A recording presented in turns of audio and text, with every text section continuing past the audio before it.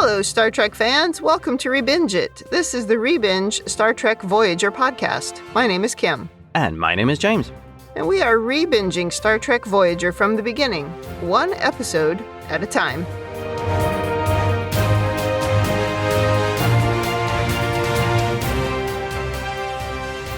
Welcome back to the podcast. Today we are on Season 3, Episode 22, Real Life.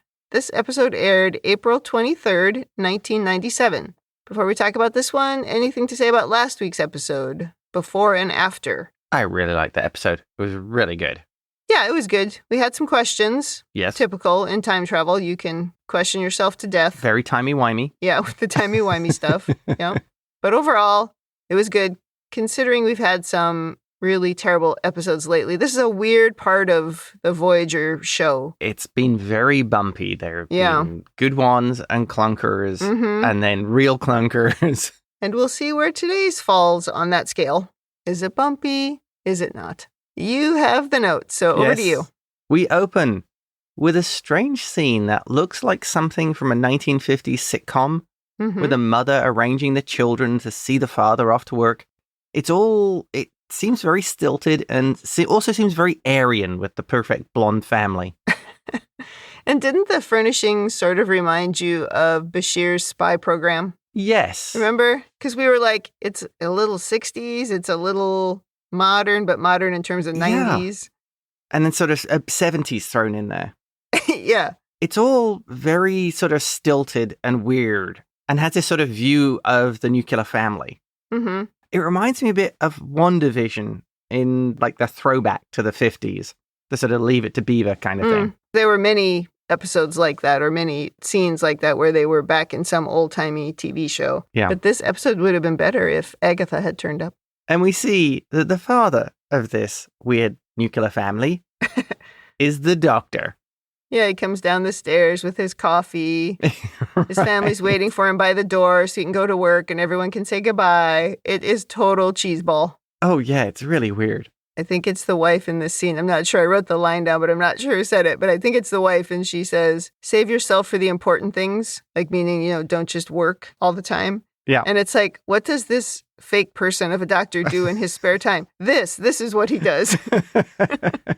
Is this an important thing? I'm not sure. Yeah. Or maybe he does fake woodworking. I mean, what's his hobby? Reappearing in sickbay, the new hairstyle Kes asks the Doctor how his new Holo family is doing, and the Doctor says they are everything he could have hoped for.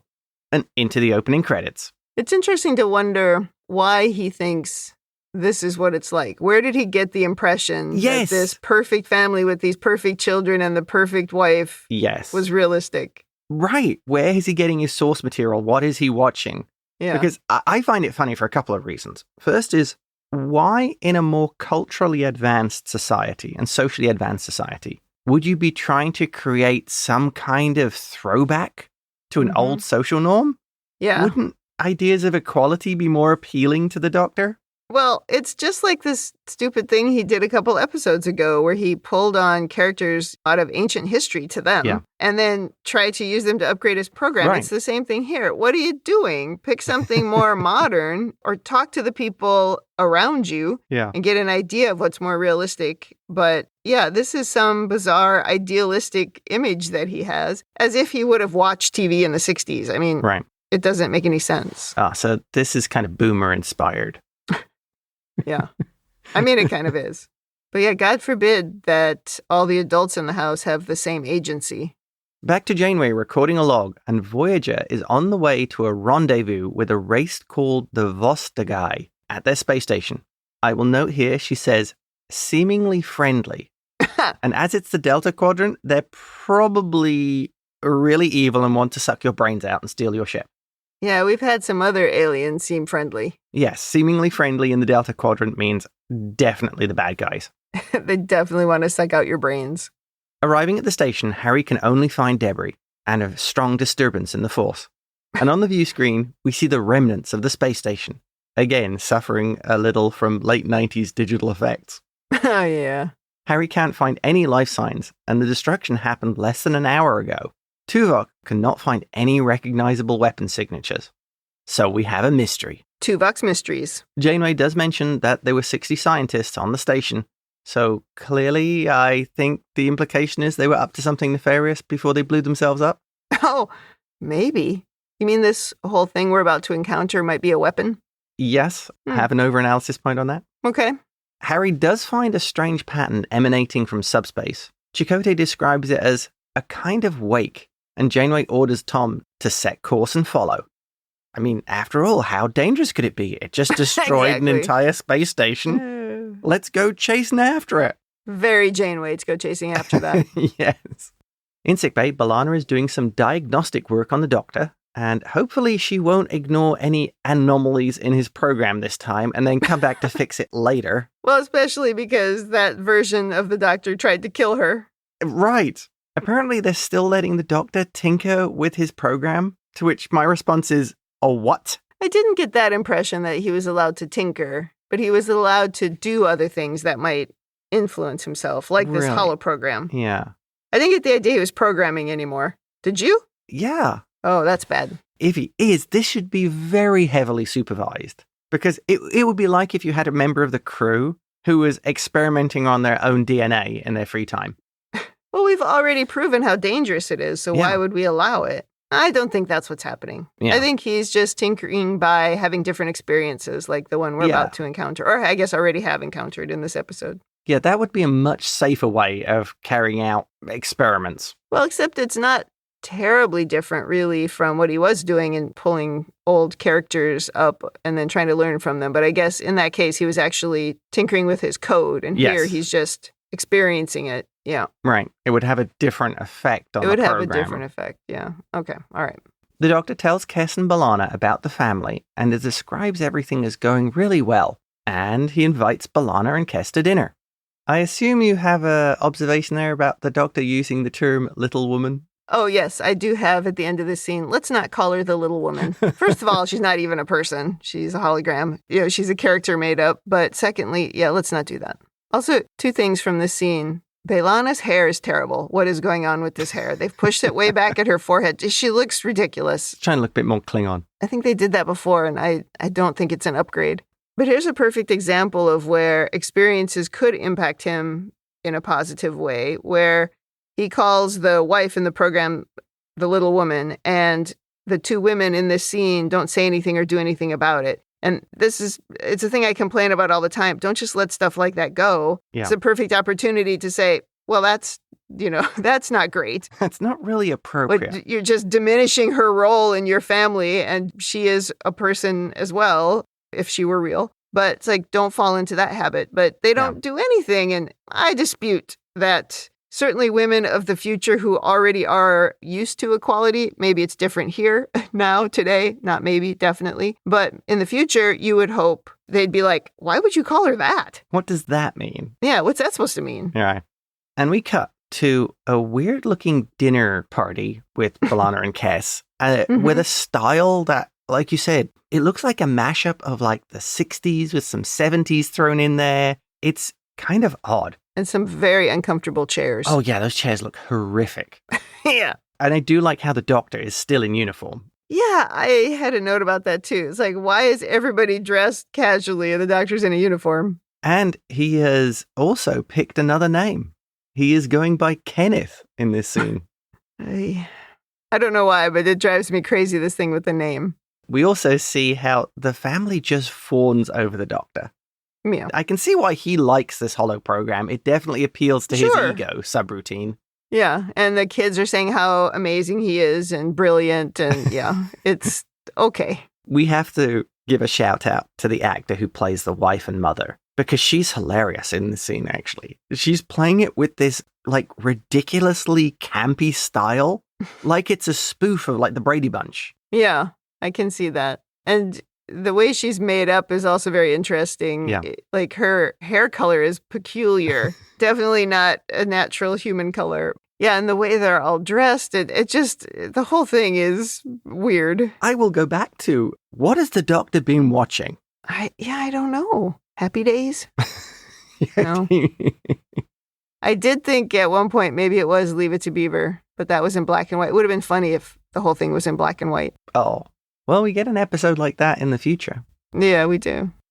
Well, B'Elanna's had enough of this. She pauses the program and is actually quite annoyed, telling the doctor this is not a realistic portrayal of a family, describing them as ridiculously perfect, a fantasy, which is kind of accurate. Yep.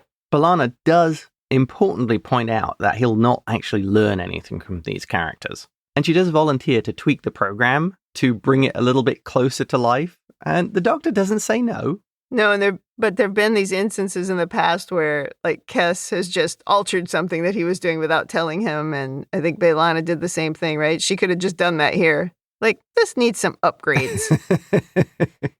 Back to the bridge, and Tom reports the particle wave is starting to thin out, and Harry detects some kind of subspace disruption, and it's getting more intense. Janeway orders red alert as something comes out of subspace, and on screen we see what looks like a tornado in space.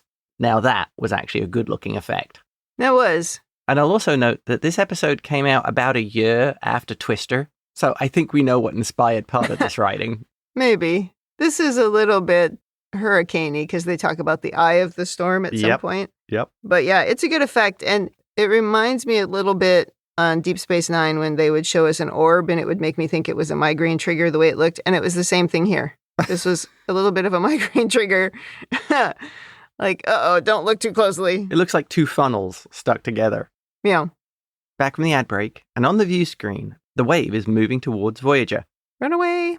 Propulsion and navigation is offline, and then, like all good captains, Janeway calls engineering, saying, "We need more power." I've made a really stupid decision. Come on, engineering, get me out of here. The wave hits Voyager. There's lots of shaking, but it can't be too bad because there are no roof beams falling. Right. Janeway, of course, wants to try shooting it. Did she? I don't remember that. Oh, that's funny. Chakotay cautions to wait a moment, and the wave passes with no serious damage. What were you going to shoot at? I'm not sure. I don't actually know what she was planning to do. It might just be her default. Yeah. I mean, I could see you wanting to maybe use the deflector dish with all the debris that was flying around or something, but yeah, I don't know what you're shooting at. Tom's ready to get the hell out of Dodge, but Janeway points out this is a phenomena none of them have witnessed before, so they should investigate. Chakotay also points out if they could harness that energy, they could use it for the replicators, so there's a good practical side to investigating. I feel like we already learned this lesson, though, didn't we? Didn't we try to gather something in some other in a nebula or something, and then we nearly all died? There's coffee in that nebula and absolute disaster. Yeah, I guess we forgot about that. That was 2 seasons ago. Yeah. In sickbay, the doctor is telling Kes B'Elanna has added some randomized behavioral algorithms to the family holo program. Kes warns him it could contain a few surprises, but he's pretty confident, telling her, "I couldn't imagine a parenting problem I can't handle." And he heads off into the program. And if ever there was tempting fate, that had to be it. Well, that's the point. You couldn't imagine what would be real parenting challenges because you have no idea. Right. And you haven't given yourself a single one so far. So what do you know about it? Into the family program. And immediately we hear loud music playing. The house looks a little more lived in. And we see his wife is a bit more of a realistic person, rushing to make an appointment as she has her own tasks to attend to. Mm-hmm. And the doctor's like, "Who's making dinner? What's happening?" And she's like, "It's your day to make dinner?" The loud discordant music is apparently Klingon, as Jeffrey the son is embracing Klingon culture. The daughter is getting upset because she can't find her ion mallet, and there's a banging at the door as 2 Klingon friends of Jeffrey arrive, Log and Kath. Now, you know, B'Elanna did not add this randomly. She specifically was like, "I'm going to put some Klingons in here." Yes, I think, definitely. Probably reminds her of something from her childhood. Although, no, she grew up with humans, didn't she? The doctor is getting a little annoyed by everything that's going on, as Jeffrey ignores him and just invites the Klingons in. The daughter starts having a complete meltdown and begins crying. And I think B'Elanna might have actually tweaked the program settings to maximum difficulty. Yeah, it's like we went from one stereotype to the other. Right. Now, this feels a little bit more 80s. Oh, yeah, I would agree. In the mess hall, Tom's complaining about the food. Neelix has had the same casserole on for 4 days in a row. And let's face it, somebody needs to actually do some better menu planning. That did not look like a casserole. Food is a major cause of morale problems. So I think you should be taking what Neelix is cooking a little bit more seriously. Are you speaking from personal experience in this house? No. Tom interrupts B'Elanna, who seems to be just wanting to have a quiet read, and finds out she's reading what appears to be a Klingon pulp novel, Women Warriors at the River of Blood. And the brief description sounds just like one of those books your mum likes to read. Tom is also here the absolute worst at even attempting to flirt with B'Elanna. Like, appallingly bad. I only remember him saying, "Oh, a beautiful woman shouldn't sit alone." Ugh, yeah. Come on, Tom. There is no situation in which that is not technically known as cringe. And then he goes and sits at a different table, which would have been funny. But she tolerates him because she seems to like him. Yeah. They're a little flirty now. Maybe it's the fact that he is so bad at this that she finds appealing. Well, maybe, and maybe she's not that good at it either. But I think we're to believe that the events of blood fever have maybe helped B'Elanna realize that he's a good guy. I don't know. Questionable. He'll follow orders. Well, because he kept trying not to take advantage of the situation. Yeah, right. It wasn't until Tuvok ordered him to. Oh, my God. Oh, let's just not dig up that can of worms. Oh, yeah. They also move on to discussing the Doctor's Holo family, and we see outside the mess viewport one of the plasma rings start to form. Sound the tornado sirens. Oh, man. You've heard those. Yep. On the bridge, Janeway wants to send a probe into the anomaly. There's some technobabble about the makeup of the disturbance, and Chakotay is still obsessed with getting some of the plasma from it. And then it fades out, and all is calm. Tuvok has a suggestion how they can capture plasma from the wake of the disturbance, and Tom volunteers to take a shuttle out to try and collect some. However, it would result in radiation poisoning, and Janeway orders him to see the Doctor, saying, "Maybe he can give you some protection." And I'll note here, she says, maybe. Like it's not guaranteeing he could get protected from some form of radiation poisoning. I go straight to, how much radiation poisoning? How much radiation poisoning are we talking about? Just a little? Shouldn't the captain be a little concerned about, we don't do this if it irradiates members of the crew? Yeah, I would think so. But let's not forget the Doctor loves to irradiate people. Yeah, but that's him having fun. This is the Doctor's not going to get enjoyment from. That's true. He's just going to have to clean up the mess. Yeah. Pre-irradiated patients are no fun. Mm. In sickbay, the Doctor does have something that can protect Tom from the radiation, and they discuss family. Tom describes them as a real handful, but the Doctor is very confident he has a solution and there'll be no more problems. Mm-hmm. Is he going to reinitialize the program back to his initial parameters? That's a good solution. Most of the time, when two people have kids, they start from the beginning and they work their way, learning through the kid growing up. But we jumped right in. Yeah, this is almost more like a stepdad situation where he's come in with two fully formed kids. Although then with the program changes, they're completely different kids. Yeah, exactly. But what does Tom know about kids, frankly? That's an interesting point. He should be talking to Ensign Wildman. Yeah. Or anybody who has kids. Although that could be a really touchy subject. Because basically, if you get back, your kids will be 70 years older. Yeah, we don't like to talk about that serious stuff. Yeah. Thinking about it, you probably wouldn't want to bring that with some of the crew because it would be such a painful subject. I mean, Tuvok seems to be able to handle it, but he's trying to suppress his emotions. Yeah. And failing regularly. Back to the Holo family, and the Doctor is holding a family meeting. Jeffrey apparently does finally get out of bed to join them, and he's very surly. He's a very 80s teenager.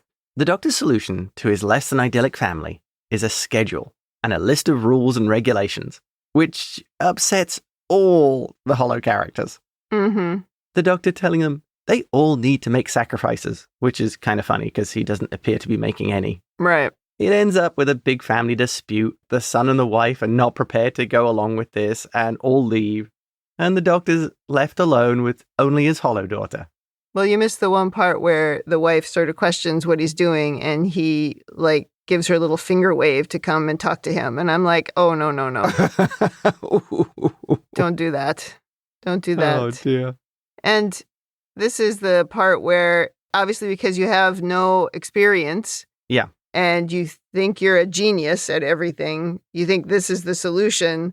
There's another adult in the house I think that's the part that he's not used to, right? Because in the version he created, the wife just did whatever he wanted. They were all cardboard cutouts. It was a cardboard cutout of a stereotype from the 50s or 60s. Yeah. Now this is supposed to be a more realistic person who she has a job. She has things to do at the very least. She has her own life. And he didn't even talk to her about this. Right. And he's like changed her schedule and, made decisions for the both of them. And then when she calls him on it, he like makes her come over and just be like, why would you disagree with me? Like, dude, what are you doing? He's missing quite a lot here. Yeah. Now alone with his daughter, the Doctor expresses genuine concern that she'll be hurt playing Parisi squares with older children. And she relents, saying she'll go along with his plan and telling him she loves him, even if he did make a mess of things. Which was also kind of funny. Well, because his plan was for her to change the days that she played on so that she would be playing with the younger kids. Yeah, children of her own age. Yeah, and she didn't want to do that. But yeah, he did make a mess of things. And I guess this is sort of the other part of this where he did get sort of a genuine emotion from the girl, well, as genuine as a hologram can give, where she actually saw that he was sad and upset and hadn't worked out and just, was being nice to him. And even that took him by surprise. Yeah, I think so. Mm-hmm. Cut to Tom, who's in a shuttle, and he's flying close to the eddy, heading for the particle wave. The plan is working. He's collecting plasma particles, but Harry reports another subspace distortion is forming, and Janeway orders Tom to get out of there. Mm-hmm. Too late, as Tom is sucked into the eddy, which, seriously, it just looks like a double twister. So shocking that a thing we knew nothing about, that we decided to just fly right into to see what happened, was actually dangerous. Yeah, Chakotay really wanted those plasma particles. I just don't understand sometimes why we are not more careful. This was very reckless. I mean, on two people's part. Yeah. One, Tom is like, hey, I'm going to fly into this thing. What's the worst that could happen? And Janeway is like, let's do this. When you are the only ship in this quadrant from the Federation, you have no backup, spend some time investigating. Like, look for a pattern, right? Spend a couple days watching it before you just fly into it and see what happens. I don't get how reckless we are. There is a possible explanation. Neelix's stew or casserole is so bad. It's so bad they couldn't wait. They're prepared to go to any lengths to get more energy for the replicators. I just think about on The Next Generation where in the logs they would talk about being somewhere for days or weeks or whatever, just as part of a mission. Yeah. But we keep trying to shortcut everything on Voyager and we pay a price every time and we never learn from it. In some ways it's strange because we're avoiding some of the issues with Voyager, the resource shortages, scarcity. The fact that they are so far from home and they're having to live on their wits. And I think if you'd built on that, the recklessness of their behavior would make more sense. That there would be There'd more be a of reason. Yes. Yeah.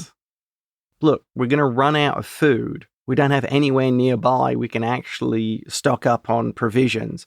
This is a risk. We've got to do it. It's not we're being reckless. It's like, do this or starve. I can see how that would have been a new paradigm in Star Trek, right? For them to do something like that. But it just feels like at that point in history, they weren't willing to because they had sort of veered a little bit off of Next Gen with Deep Space Nine. And Deep Space Nine wasn't as popular, I guess, as Next Gen. Right. So they were like, we got to get back to our normal way of doing things. And then they went right back to this episodic, everything starts over again next week sort of show, which we repeated as well with Discovery. It's sort of similar. It's like, we went too far, into something new. We want to try to go back to our roots again. And it's really interesting because you should be able to have lots of different kinds of Star Trek, but I don't think the internet will ever allow that to happen.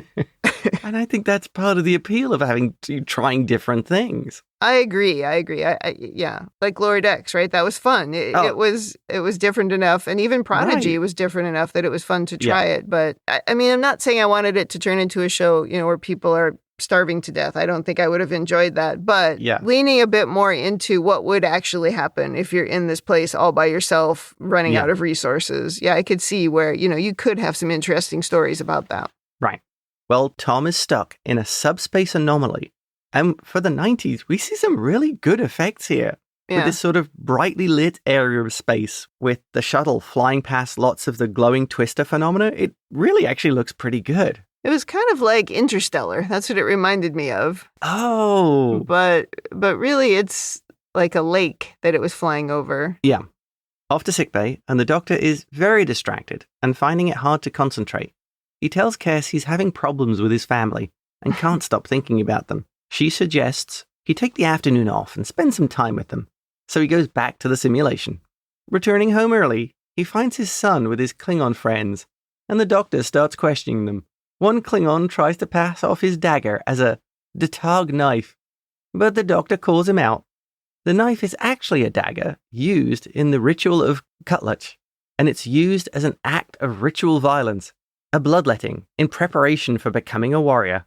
And the one Klingon who does all the talking here has 100% perfect Klingon teeth. Yeah, they've made him look so goofy. I'm wondering if that was kind of deliberate, that Klingon teenagers do look a little goofy. Oh, maybe. Well, it turns out the ritual is for Jeffrey, and the doctor throws out the two Klingons. Jeffrey is extremely upset by this, as he wants to follow the Klingon ways and become honorable.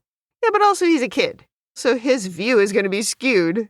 Like he read something and, he read one book and this is what he wants to do. Yeah, it's not like he went off and learned all about it. Yeah, he watched one TikTok video on how Klingons are cool, and that's, Exactly, yeah. A Klingon influencer. Oh, that would be really good. I'd probably watch that, yeah. 100%. They continue to argue, and the doctor tells Jeffrey he expects him to be guided by his own, the doctor's, ethical standards. But Jeffrey calls those standards human, weak, and inferior. Klingon ideals are much nobler. And except for, Klingons like the House of Duras, the House of Gowron, and remember that whole bit in DS9 where Ezri calls out the Klingons to Worf about how despicable their leaders tend to be and then hide behind honor? Well, yeah, and at least one episode of Deep Space Nine, we talked about how the Klingon women couldn't inherit property, remember? Oh, yeah. And we were wondering where they got that from some Jane Austen novel. The doctor finally gets annoyed, telling Jeffrey if he lives here, he'll have to live by his rules. And this doesn't get the reaction he was expecting, with Jeffrey saying, then I won't live here. I'm pretty sure that conversation has happened many times, probably one happening right now. I think one of the worst things here is this was actually quite a well-acted scene and did touch on interesting topics or dynamics between a parent and their child's view of the world and an expanding view. But it's in such a goofy episode. Well, it's hard.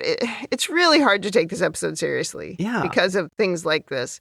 But if you did step back and realize that this is probably a fairly common thing that an inexperienced parent would do, trying to force something. And the kid is, of course, going to push back against it because once a kid reaches a certain age, all they want is to be different from their parents and make their own decisions and run their own lives. But it's hard to connect to that as a serious theme when it's just so goofy. Exactly. And they're just holograms. You're not supposed to believe they're real people. They're not. After Jeffrey storms out, things go from bad to worse, as Hollow Wife calls, saying Belle has been in an accident. Off to the hospital, and the doctor explains to his Hollow Wife, Belle has suffered severe cranial trauma. No matter what he and another doctor do, the damage is intractable. There's no treatment. I have a suggestion for a treatment. What's that? Computer, fix character. Repair brain of character Bella. Yes, add that into the story. Belle awakes asking why she can't feel her legs and what's going to happen. Will I be able to see again? The doctor can't take this anymore and orders the computer to end program as his voice begins to break. Back in the sickbay, the doctor is talking to Kes. He's very chipper and tells her he's finished the holo program, he's gotten what he needed from it, and it was thoroughly pleasurable. But to continue would be a waste of time. But when Kes leaves, we see the doctor is just putting on a face. He actually seems quite down. This is the first time in the episode that I'm actually with him. Let's just shut the program down and avoid any bad feelings. Now you're more like a real person. Yes, yeah. I don't want to deal with that. I'm just not going to deal with that. Like, I think about the show Veronica Mars when it came back for its final season, or what. It wasn't supposed to be its final season, but it was because of how stupidly it ended, and it outraged all of the fans. And I, like, as it got close to the end, and I'm not going to say what happened at the end to spoil anything in case somebody really wants to watch it, but as it got towards the end and I realized what was going to happen, I went, nope, season's over, and I never watched it. Oh, that's funny. That reminded me of this exactly. Yeah. Like, nope, shutting that down. I don't need that emotion. Done. Wasn't it Phoebe's grandmother who turned off Old Yeller? Phoebe's grandmother who would, or was it her mother? I can't remember, but whoever would, shut off really sad things before the sad thing happened. So she thought all these really sad movies were actually happy. Yeah, that's me. Same thing. That's what I want to do now. It's like, oh no, that character's going to die. Done. Oh, classic. On the bridge, Tom is confirming that he's in an interfold layer, a place between space and subspace. I think we should call this mid-space. Yeah, we are in mid-space. That's what we should have... There should have been a movie called that. Remember there was a movie called Inner Space? Inner Space, yeah. Yeah, we needed one called Mid-Space. Tom's figured out a way to get out. He's going to fly through one of the eddies as it emerges into regular space. And we go into a brief effect shot of Tom flying into a twister. He, of course, manages to pick the biggest one they've seen yet. And as Voyager tries to keep up with the eddy and get the shuttle in transporter range, Tom is thrown from his seat. There's lots of shaking and a few explosions. B'Elanna reports the shuttle's hull is about to breach as Harry works to get a lock on the transporters. And he does it, beaming the shuttle aboard and the injured Tom to sickbay. So at least we got the shuttle that had the stuff in it that he was gathering, so we had a win this time. Yep. Janeway will get her coffee. Oh, nice. In sickbay, the doctor is treating Tom, who describes his experience as a wild ride. And here the doctor gets very ranty, saying people who caught death should be thrown in the brig.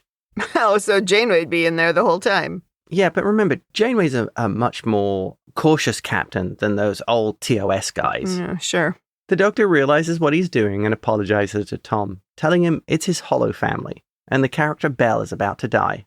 Tom tells the doctor he shouldn't avoid that kind of pain. People don't have that choice. And he goes on to say you need to experience the good with the bad, and how the whole crew suffered a loss, and have people they left behind, but it's brought them all together, made them closer. They become a family, partly because of the pain they shared, and in the long run, he'll miss the whole point of what it means to have a family. I like Tom's idea here, but I think that's all a little different from having a contrived hollow family. Of course, that's the entire problem with this episode. Yeah. These are not real people. In the holosuite, the doctor restarts the program, and we go back to the dying holonovel character. With the schmaltzy, am I going to die ending? With the hollow family all coming together, and the doctor reconciling with the son. And the son, being a good Klingon, invokes the right of Hechbat, stabbing his sister with a ceremonial knife so she may join the honored dead and meet him again in Stovercore. That's not what happened. Or, Belle dies, and they all hug as the doctor looks very sad. The end. And I think my ending would have been way better. Because, I mean, if the son's embracing Klingon culture, that's part of it.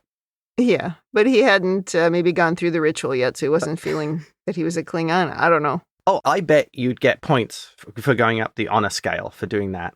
Oh, yeah, maybe. But you also might get arrested as a human. It's part of his culture now. That would have made the story for, the doctor could have continued on with the story. Now you got a son in jail. Yeah. Yeah, you would have learned a lot. These are the random elements B'Elanna should have been adding. I don't know. Do you have overanalysis? Yes.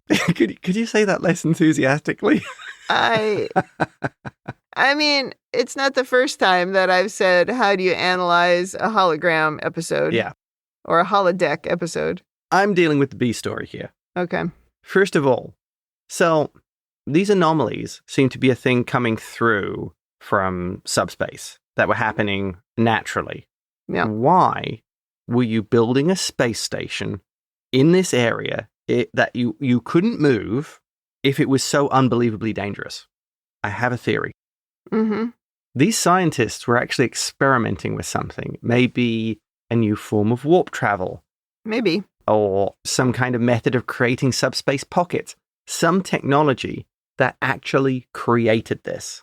So suddenly caused this weakness in the fabric of space and subspace, allowing these things to come through, destroyed themselves in the process, and have now rendered this area of space dangerous as hell because these twisters keep on popping through. Well, remember the Ferengi episode where we were building a magnet to attract the wormhole? Yes. It could have been something like that. Oh. Where they were trying to attract these things in order to gather the resources. Harness the plasma energy. Exactly. And they just went wrong. You know, maybe they were really tiny and something they did made them huge. Right. But I was also wondering, since we talked about subspace, that maybe the Q and the Gray episode where the fabric between space and subspace was breaking down, maybe this is an example of something that didn't fully repair. And so it wasn't like this all the time. So but there was some little, maybe some little gap that allowed them to kind of slowly work their way through until they would break through. And now this is a completely unstable part of space. Ah, interesting. Or they're trying to build a weapon and whoops. Yeah. Blew ourselves up. That would also be a Star Trek tradition, blowing yourself up with your own weapon. Yeah. But I think it's safe to assume that something that was going on here caused this to happen. Right, right. Yeah. That was my headcanon on that. Okay. Next thing. Now, does this program actually work for the Doctor? Because he's so emotionally immature or underdeveloped. Right. That for him, it's almost indistinguishable from real because he has no personal reference points of what people and family are like. So from his perspective, this feels very real to him. Well, I assume the rules of the game, if you want to call it that, were that he couldn't just go in and save the kid because as a hologram, you could have just saved the kid. Yeah. Reprogrammed her or reprogrammed yourself a new kid, right? The rules aren't normal, but if he was going to try to go with what happened, in order to learn from true experiences, then Tom's point was valid. He needed to have some bad with some good. And it's interesting, Tom was kind of connecting the experiences on Voyager and the found family into it, right? That's like, you need to go through bad stuff because you bond, but also you need to give your family, not only do you need to show empathy to them because that's something that you need to learn to do if you're doing this experience, but you also need to learn to receive it because it's important in their healing to be able to give it to you. Yeah. And so it's just interesting that you can tie it together with what's gone on in Voyager. But I think the mistake was to lean too much into the hologram side instead of leaning into the actual real side of it. Yeah. Like there should have been maybe some kind of a connection between the A story and the B story in that way, where something really dramatic happens in the B story that then you go, oh. The closest they managed to do was that the Doctor was upset that Tom had this, because the Doctor makes a comment earlier as well about Tom, you were the kind of kid who would always climb the highest tree. And then but it's not enough. Yeah. Because Tom didn't die. Right. And it's a very tenuous link. But you know what would have been interesting? If we had put this together with the episode Unity, where Ensign Kaplan, I think her name was, actually dies. Yep. And we show the Doctor that we actually feel something when that happens instead of just having it disappear. It's like we cry here over a holographic kid that dies, but we didn't care about the person who died a couple episodes ago. We didn't even talk about it. Yeah. But if we had linked that between the A and the B story, now you would have linked it. You would have had an emotional thread that I could have bought. I didn't buy this emotional thread. Well, but do you think the Doctor sees this or experienced this, felt it as real because of his lack of reference point or real world experience? I think that's what we're supposed to believe. Yeah. Because when he was talking to Tom and he was agitated, and so it was clearly impacting his work life, which is what would happen in real life. Yeah. It would impact you in all areas. And so I think that's what we're supposed to believe. But I still don't quite understand how the Doctor develops. Why does he get testy? Why does he have emotions? I don't know. But yeah, I mean, I guess so. I think that's what they're trying to tell us, is that this impacts him as it would a person. So probably. And I also think the fact that they ended on it meant that's what they were trying to tell us. Yeah. Like, here's the emotional kicker. Leading on from that. So would this actually have been useful to the Doctor? He did seem to have a little more of an understanding of Tom. Yeah. Just for one person. But it seemed to be quite negative in terms of how he viewed sort of Tom's behavior as almost dangerously reckless. No, but it was also, I mean, if he was really trying to learn more about what it was like, I don't know, what was he trying to learn? Was he trying to learn more about what it was like to be human? Yeah, to help bond with people and have a... Then yes, because he learned that things going on in your life that you can't control impact your performance at work. He learned that. Interesting. If he learns that as a lesson, that would be... Or if he makes that connection, yes, that would be useful. And he also saw that the family under emotional duress pulled together. That's true. That's maybe an important lesson. But you would have seen that in Voyager. Yeah. In just the real life of the characters on the ship. Well, but he's only in sickbay, right? Until this season. And now he's in sickbay and he's been in a few other places. But has he really... Well, it's kind of my point paid about attention to them? If we had done something about Ensign Kaplan, he could have seen that. Yeah. But did we even tell him? I don't know. So was it real to him? I think that's what we're supposed to believe. Yeah. But I don't think they landed that plane. Yeah. For the viewer. And that's all the overanalysis I have on this episode. Yeah, there's not a lot when it's a mostly holodeck episode. I was really trying to figure out what the parallels were between the A and the B story and what was the point. Yeah. And if the only point was what you said about Tom, then failure. I don't get it. I think we could have done something to put side by side the emotions of one of the non-holographic characters dying alongside him having to deal with that. Like, for example, if he got to that point where he was just like, I don't need to watch the rest of this show. And he turned it off, right? Yeah. And then something happened for real to the crew. Something devastating, right? Oh. Like Ensign Kaplan dies. Yeah, yeah. Then he sees, the crew can't just ignore it, so I shouldn't just ignore it for me. But instead, what we did is, we did just ignore it. We did just turn off that program. Yeah, here's another baby. You're fine. Oh my God, here's a replacement for your baby.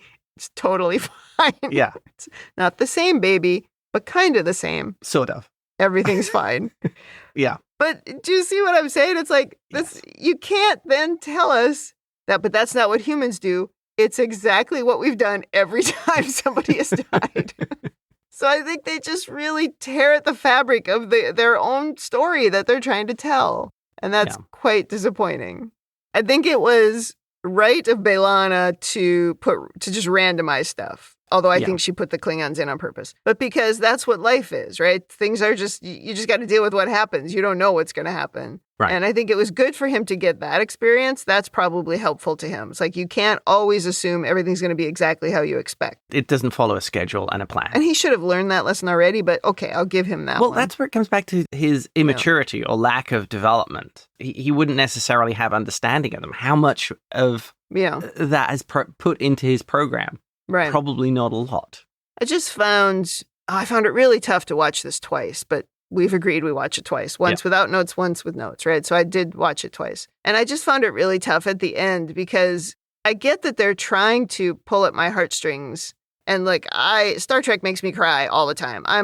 How many times did I cry in Deep Space Nine, right? I cry easily at Star Trek because it usually does tug at my heartstrings. But I was just like, this is a fake character. This isn't a real character. And he could just save her. I don't understand why. To me, it's just like they're watching a TV show. A TV show can impact you, yes. And you can feel emotions in the TV show. Yeah. But it's not real. And it's not real. You and I think we're on the same page with this one. The number one problem with this episode, nothing mattered. Nothing mattered. And there was no negative impact even from the other story. Yeah. Nothing mattered. It's a computer-generated illusion following the script of a soap opera, and I will say, soap operas can be absolutely enthralling and you can follow along with them, but it doesn't affect your life. Just in a couple of messages on our Facebook group, one of our listeners was talking about how he finds this episode tough, and I was to watch, and I was like, why? Right? It's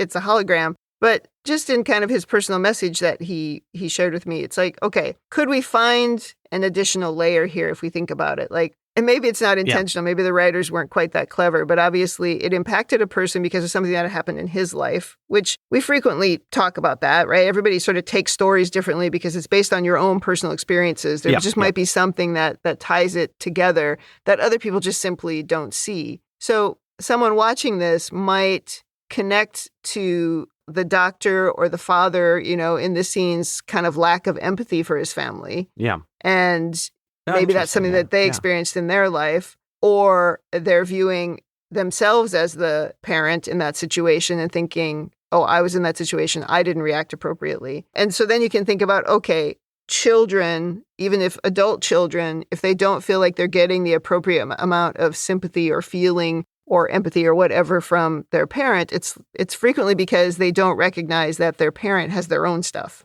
Yeah. Right? Because your parent is not necessary. You don't look at them as having their own stuff. They're supposed to be there for you. Yeah. And so, right? And so you could kind of see all of that if you really pulled this apart. You could think about that. Yeah. Like, that's interesting because this doctor really, he is going through something. He's going through his own crisis where he just doesn't want to learn these new emotions. He doesn't actually want to feel this stuff. So he's just trying to avoid it, which is a human thing. We don't want to feel bad stuff either. We try to avoid it. So, like, you could, if you worked really hard, you could pull something out of this. But when I said I don't think they landed the plane, that's kind of what I mean. It's like there's something there. Oh, great. Yeah. But we didn't nail it. Because I had to really think about that to even, and have that conversation with the person on Facebook to even think, oh, okay, maybe there's an element here that I missed. Yeah, because to me, it feels like a contrived soap opera storyline. It would be like reading a romance novel. Well, he's playing house. Yeah.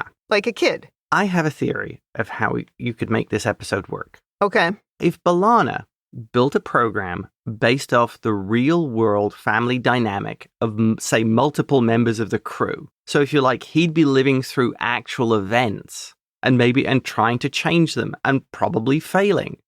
I think that would produce a better episode because you would be actually able to understand from some members of the crew the family dynamics that they grew up with, that they lived.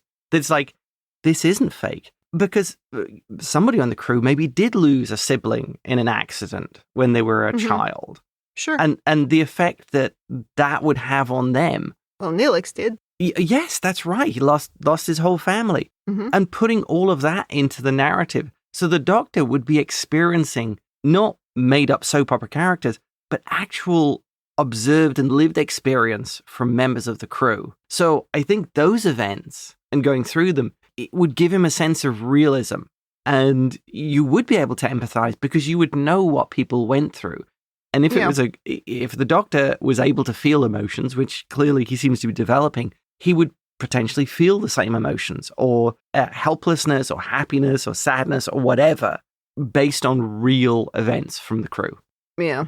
Otherwise, you're reading a holo novel and going, oh, that was sad. Anyway. Yeah, it's no different than any holo novel or holodeck program. Right. I think it would have made a deeper episode.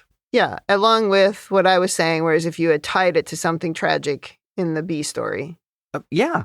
Well, I think about the episode Data's Day, which I know I've referenced before because it's one of the greatest episodes of Star Trek. Yes. But if you think about it, he's just going about his day and there's something super serious happening in the background that he only has sort of peripheral knowledge of. And then we kind of find out like what the serious story is at the end and they just bring it all together. Yep, right. Something like that could have worked here. You could have really hit an emotional note at the end if you had done something real, but you didn't. Well, I stick by we are stuck in some weird episodes in this part of season 3. Yes, it's a weird part of Space Cam and that's resulting in weird episodes. And I'm going to say something probably really unpopular, but can we please move on from the Doctor? He is not a person. Can we please get back to some normal characters who actually have feelings? I'm tired of the Doctor right now. Oh, dear. He's on my out list. Wow. I like the Doctor. I would rather have a Neelix episode. That's the shocker that we have arrived at in season 3. Wow. I'm just sick of the Doctor. No. Well, or you got to write it better. Yeah, they have not been throwing the best scripts at the Doctor. Oh, man. The episode The Swarm was better. Oh, Yeah. I think I'm still stinging from Darkling. Oh, dear. Which was so bad. That was not so good. No. We got to get some better episodes. Yeah, give Bricado some good material. Yeah. I mean, there's some great material with him coming up. Well, I hope so. Well, women in the future, not much to say. We talked about the little woman thing. Yeah. Don't do that. Do you think there was an issue with the Doctor coping with, that there was maybe a message here of the Doctor having difficulty coping with a career wife? Oh, God, I hope not.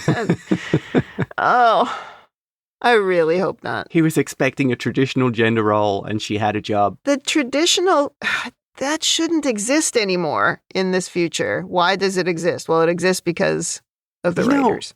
That makes me think of something. Just thinking here, if you're in an enlightened, more equal future with more evolved humans, why would you be creating a 60s or 50s sitcom family when in this future, equality and idealism are more realized? I feel like I've asked that question 1,000 times. Whenever we've done something like this, where we just go back to a period in time before before humans evolved, yeah, which is how the show supposedly started, I ask that question every time. It's like, why would we do that? Yeah. The point is, this is not where we are. We are somewhere else, far off into the future, where we were supposed to have evolved away from those sort of ancient stereotypes where some people have less value than others, less to offer, right? That is supposed to be gone. There's absolutely no reason, because we've evolved away from it, for people to look back on it as something nostalgic. Yeah. That doesn't make any sense. It's more like us looking back on cave people and feeling nostalgic. No. Right? I miss dying of curable diseases age 30. I've been asking this question on this podcast for what seems like 20 years. How long have we been doing it? It always comes down to the experiences of the writers, I'm sure, but a little bit the experience too of those of us who watch it and people who write about it and complain about it. And I kind of hijacked your women in the future there. That's okay.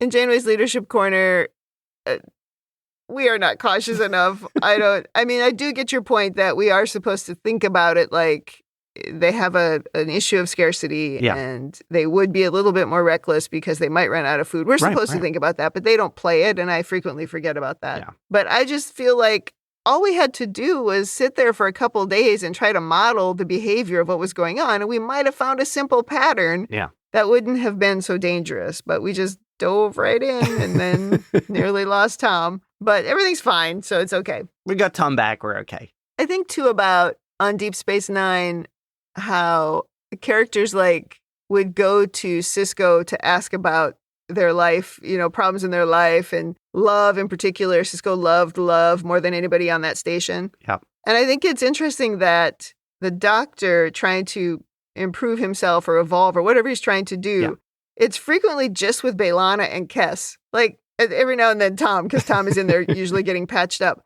But maybe you should be talking to the captain. Yeah, and you don't really want to talk to Tom about serious things.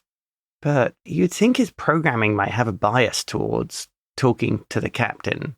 And plus, remember, he did used to listen to all the senior comms. Oh, that's right. That's right. He used to eavesdrop on conversations. Well, let's go to rating, because I don't know what else to say about this episode. So, thumbs up, thumbs down, or neutral. What's your rating? Absolute solid thumbs down. I still can't get away from nothing in the episode mattered. Yeah. I feel, who cares? It was a holobook. I mean, we've all read and watched sad stories or read sad things, but it hasn't changed our lives. Yeah. Well, providing it was fiction. Right. And I think it's a huge waste of the Doctor as a character. Yeah. So, thumbs down. Over to you. Holodeck episodes, when they have stakes, can be really good, because then they're just like any episode, encountering any problem. Yep. But no stakes it's hard to analyze because it's not real. Right.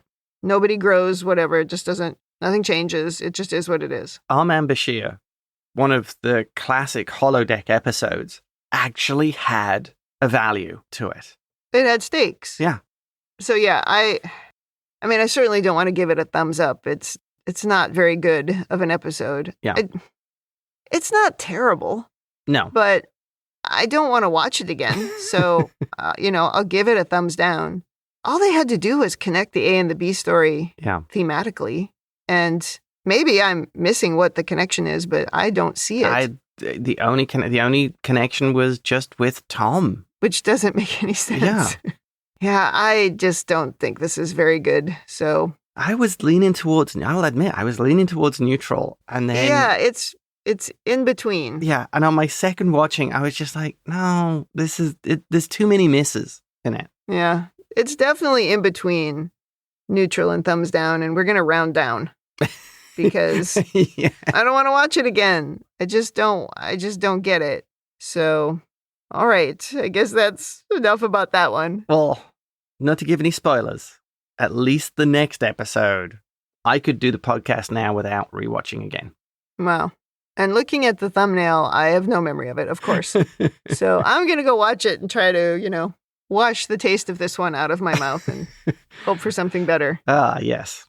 Well, that wraps up Season 3, Episode 22. Come back next week for Episode 23. In the meantime, if you'd like to send us your own overanalysis of this or any episode, or if you just want to say something nice, you can email us at ReBingeIT@gmail.com. We're also on Instagram, Threads, Blue Sky, and YouTube at ReBingeIT, or you can join the Facebook group, facebook.com/groups/Star Trek TTM podcasts. Thanks for joining us on the ReBinge Star Trek Voyager podcast. That's it for me. And that's it from me.